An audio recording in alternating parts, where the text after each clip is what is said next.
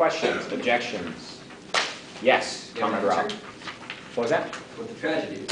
The tragedy is that the Kronstadt workers were unable or unwilling to recognize the objective conditions, and so through their best intentions led to the disruption of the Soviet Union and their own suppression. Positive? I'm absolutely positive, yes. Let's check. Okay.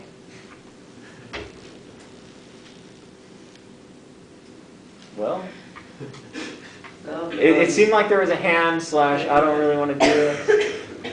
No, I mean, again, it's just a lot of the issues discussed, I just don't have the historical background to comment. But when you're reading the manifesto of the rebelling soldiers, I was like, yeah, that sounds pretty good.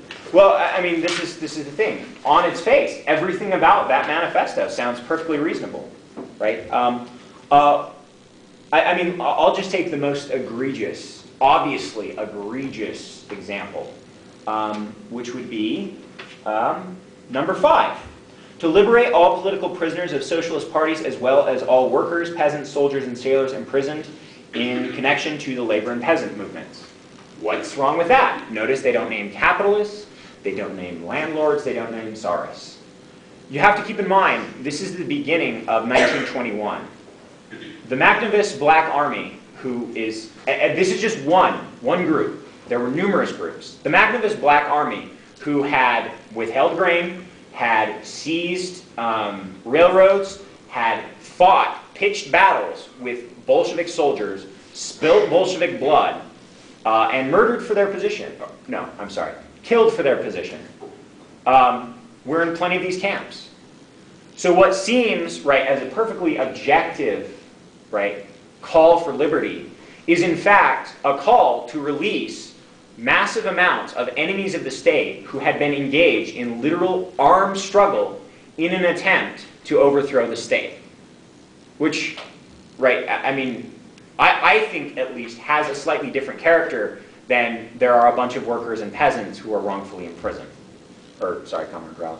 It's possible I missed this, but what attempts at diplomacy and negotiation did the Bolsheviks engage in with the Kronstadt rebellion? They actually sent Kalinin and other guy, he was the head of the Baltic Fleet.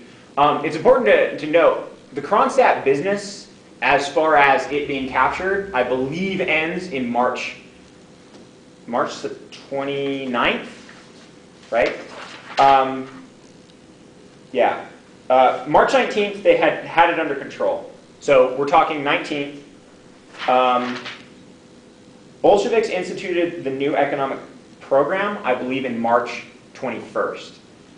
Now, the Kronstadt uprising almost certainly had something to do with the institution of the new economic program, but an entire change in economic and political policy is not made in 2 days.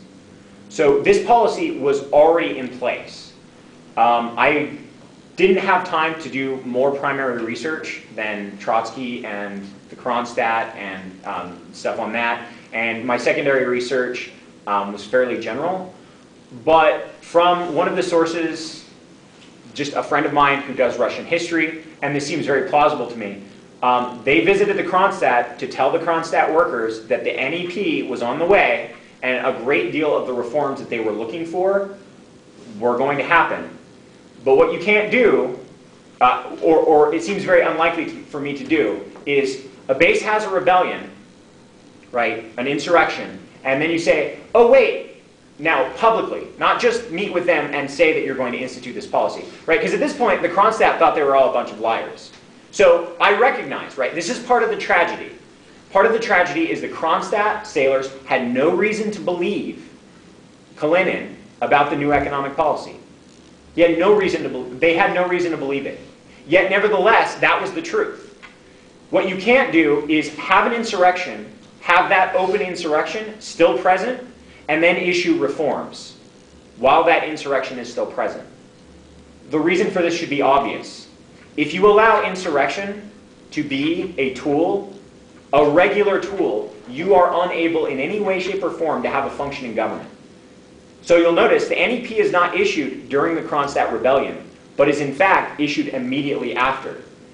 Because if you'd issued it during, essentially it would have been, right, caving caving to their demands, and everyone would be like, hey, if we have a problem with the government, what we should do is just rise up and try to overthrow it, and then we can get whatever we want. And it's also very likely that had the Bolsheviks issued a statement for the NEP, that the Kronstadt soldiers would also still not have believed it, right? Because the Bolsheviks controlled most of the media resources around Petrograd. So yeah, basically, they met with them. They said, look, here's what's coming down the pipeline.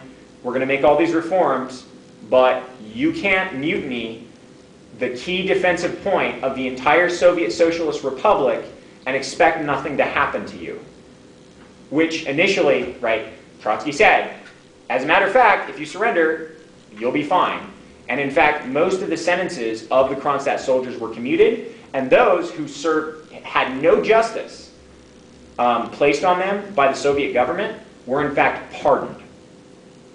So this seems like several overtures of goodwill by the Bolsheviks that were repudiated, understandably, but not justifiably, by the Kronstadt. Were there any attempts to actually meet with the leaders of the Kronstadt rebellion, come to any sort of peaceful ceasefire agreement or something similar rather than just issuing a surrender command? Well, I mean, this is what Kalinin... Yes and no. This is why Kalinin and the other... I should really look at his name. He's a commissar of the Baltic Fleet. This is why they met. It's because they said, I mean, essentially it was, you really don't want to do this.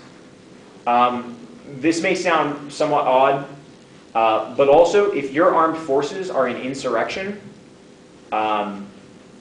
there's really not a lot you can do about that. Either, at that point, you've got pretty much the option of abdicating the government because you no longer have armed forces, or suppressing them. Now, could the suppression have been relatively peaceful? Yes. If the Kronstadt soldiers would have said, okay, we're surrendering, they'd be like, oh, okay, who are the ringleaders? And those ringleaders would either be executed or imprisoned or given a slap on the wrist. It seems very plausible to me, since the main ringleader of the Kronstadt, it's like Petrovian, it's Russian, and I'm terrible at that. The main ringleader was actually granted amnesty in Finland. He escaped. He got amnesty in Finland. He actually became a Bolshevik spy against the Finnish until he was expelled by the Finns to the Soviet Union for being a spy. So it's not as though they weren't willing to grant concessions. But again, when you have a fragile government, you are dealing with uprising after uprising, enemy force after enemy force, and you have a rebellion among the ranks of your soldiers. I think, doesn't it seem at least plausible and reasonable to deal with those in a very swift fashion? Yes. I mean, is there... What happens in the United States, for example? Yeah, I mean... Let's You can't, to that you discussion. can't have a mutiny. It's not allowed. Yeah. Well, yeah, I mean, if you're thinking about it, it just seems like there's just kind of instance after instance where these kind of, you know, ostensibly bad or violent things had to be done by the Soviet government. And for the sake of, you know, keeping the government there. And it does, to some degree, just remind me of the things that, like, so many different governments do just for the sake of staying in power. And, you know, if the Tsar was treating people badly and having to kill people and imprison people, you know, it just kind of makes you think, well, why was it even so much better when the Soviets came to power if you have all these, you know, similar things going on? Like, I was thinking a lot about what the different things that Saddam Hussein did. In the United States, Saddam Hussein is considered just like a madman, he's just crazy. But in invading Iran, there were actually some not justifiable but understandable reasons why he did that, because the Iranian government was calling for the Shiites in Iraq to revolt against Saddam. Why did he, you know, kill so many Kurds, like the Anfal campaign in the 80s when you have the gassing and Fallujah and things like that? It's because the Kurds were in open rebellion against the Iraqi government fighting with the Iranians, and so he did these really brutal things. But I don't know, I mean, the things that are being described, it just seems like it just kind of falls into this pattern of all the things that these different governments are continually doing, or you know, George Bush surrounding Fallujah and destroying the city, you know, for the sake of keeping the occupation government